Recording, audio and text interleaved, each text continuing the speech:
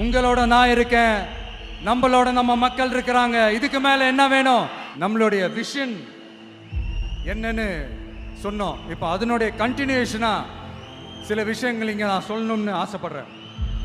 இப்பவும் சொல்றேன், உறுதியா சொல்றேன், சத்தியமா சொல்றேன்.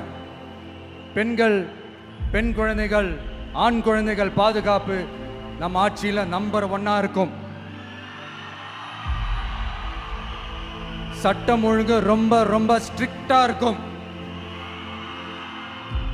அரசு பள்ளிக்கூடங்களும் கல்லூரிகளும் முதல் தரமா இருக்கும்.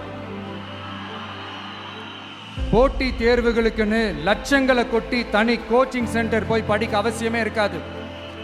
ஏன்னா கவர்மெண்ட் ஸ்கூல், காலேஜ் சிலபஸே போட்டி தேர்வுகளை ஈஸியா சந்திக்கிற வகையில் அந்த ஸ்டாண்டர்டுக்கு ஏத்த மாதிரி அமைக்கப்படும். உயர்நிலை பள்ளி பாடத்திட்டங்களிலேயே அடிப்படை அரசியல் சாசன சட்டம் சேர்க்கப்படும். மாநில மற்றும் ஒன்றிய அரசு அலுவலகங்கள், வங்கிகளின் செயல்பாடுகள் மற்றும் அவற்றை அணுகும் முறை குறித்து மாணவர்களுக்கு தெளிவான புரிதலை ஏற்படுத்தும் வகையில் தேர்வுகள் அற்ற செயல்முறை பாடமாக கற்பிக்கப்படும்.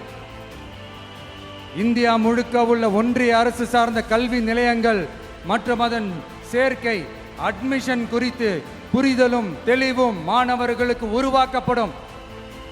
அனைத்து அரசு பள்ளிகளிலும் பெண் குழந்தைகளுக்கு சுத்தமான, சுகாதாரமான மற்றும் தரமான கதவுகள் பொருத்தப்பட்ட ரெஸ்ட் ரூம்கள் அமைப்பது உறுதி செய்யப்படும்.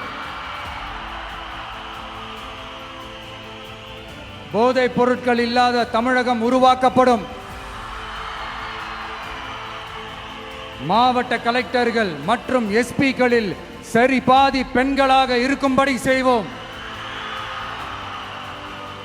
மலை கிராமங்களில் அரசு ஆரம்ப சுகாதார நிலையங்கள் பிரசவம் பார்க்கும் வசதியுடன் அமைக்கப்படும்.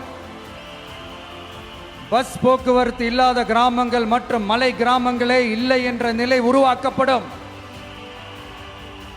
ஏற்கனவே அமைப்பு சாரா தொழிலாளர்கள் அமைப்பு இருந்தாலும் ஆட்டோ, டாக்ஸி மற்றும் லாரி டிரைவர்களுக்கென அவர்களின் நலன்களுக்காகவும் குடும்ப நலன்களுக்காகவும் தனியாக நல வாரியம் அமைக்கப்படும். தென் தமிழகம் உட்பட தமிழகத்தின் தேவையான பகுதிகளில் தொழிற்சாலைகள் அமைக்கவும் தொழில் வளம் பெருக்கவும் தனி கவனம் செலுத்தப்படும். விவசாயிகள், மீனவர்கள் மற்றும் நெசவாளர்களின் கருத்துக்களை அறிந்து அவர்களுக்கான திட்டங்கள் காலத்தின் தேவைக்கேற்ப உருவாக்கப்படும்.